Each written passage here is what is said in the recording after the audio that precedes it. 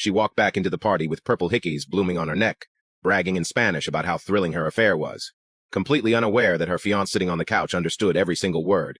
To understand how my world shattered in a single sentence, you have to picture the scene. I was at a party with my fiancée, Jenna, and her tight-knit group of friends. She disappeared for 2 hours, claiming she had to step out. But when I went to find her, I overheard her best friends laughing in Spanish, a language they assumed I didn't speak. They mocked me as an idiot who had no idea he was being cheated on, betting on how much better her lover Leo was in bed compared to me. Then Jenna walked in, flushed and satisfied, followed closely by Leo, her quintessential guy best friend. Her friends immediately grilled her for details in Spanish, and she didn't hold back, describing the encounter as a thrill she couldn't get enough of. I sat there frozen, my heart pounding against my ribs as I spotted the fresh hickeys on her neck.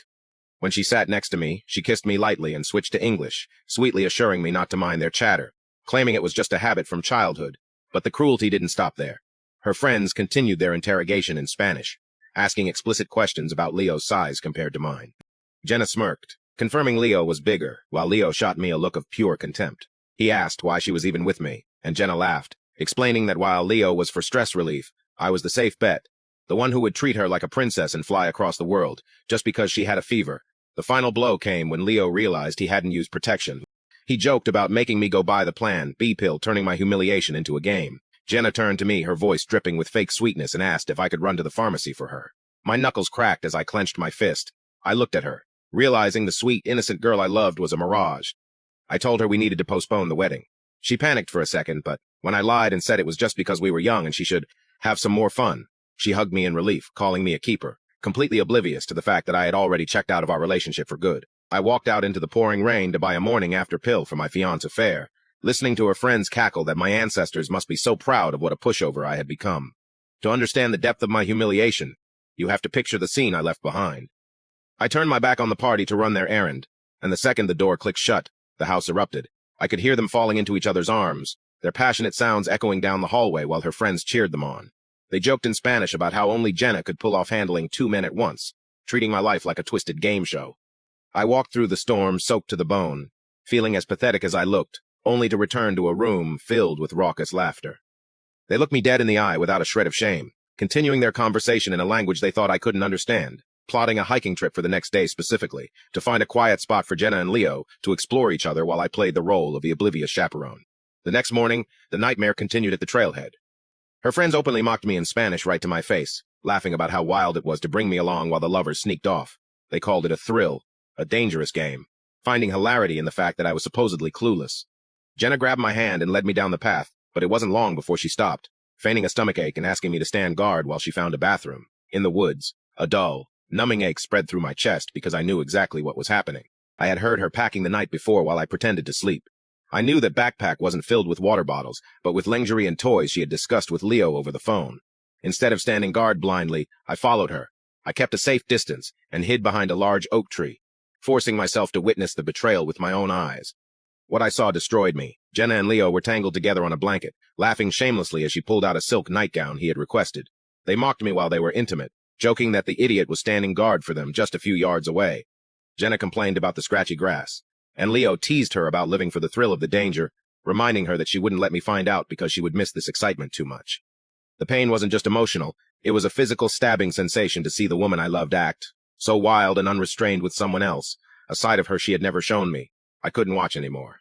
I turned to flee, my mind a chaotic mess of grief and rage, but I took a wrong step. My foot slipped on the muddy ground, and I tumbled down a steep embankment. My survival instincts kicked in, and I managed to grab a thick tree root just in time to stop my fall. I hung there, dangling over the edge, screaming for help until my voice was raw, hoping they would hear me, but there was only silence. Gritting my teeth against the strain, I held onto the root with one hand and fumbled for my phone with the other. I called Jenna, praying she would answer. It rang and rang, the sound echoing in my ear while she was lost in her world of pleasure. Finally, just as my grip was slipping, she picked up, but instead of concern, her voice was thick with annoyance. She curtly told me she was kind of busy right now, and ordered me not to call her, hanging up and leaving me hanging off the side of a cliff, while she finished betraying me. Jenna limped into my hospital room, tears in her eyes, apologizing for abandoning me in the woods. But the moment she turned to her friends and switched to Spanish, she bragged that her limp was fake and called me a simp for believing her. To understand why I didn't explode right then, you have to see the depth of her deception. I had fallen off a cliff, screaming for help while she was busy with her lover. Leo, just yards away. When she finally visited me, she played the role of the devoted guilty fiancée perfectly, clinging to me and refusing to leave my side. I almost fell for it. But then, thinking I couldn't understand, she confessed to her friends in Spanish that her injury was a performance designed to manipulate me. They laughed, reliving their affair right in front of my face, mocking me as a clueless fool who would forgive anything, because I loved her. That was the moment I checked out. I let her peel apples for me, let her believe her act was working, all while silently finalizing my transfer to Paris. On the day of our engagement party, while Jenna stood in a stunning gown telling Leo she would be a good wife after marrying me, I was packing my bags. I watched her on the security monitor, anxious that I was late, completely unaware I was already at the airport. Before I boarded my flight, I left her one final gift. My best friend Mark approached her at the party, smiling as he handed her a copy of my old ID. He revealed the secret I had kept hidden all along. I grew up in the same region as her. And then, to drive the dagger home, he switched to perfect fluent Spanish, letting her know that for every insult, every betrayal, and every lie she thought was safe in her native tongue, I had been listening. Welcome to share your feelings in the comments section. Remember to like and subscribe, and if you want to see more story content, please check out the other videos on my channel.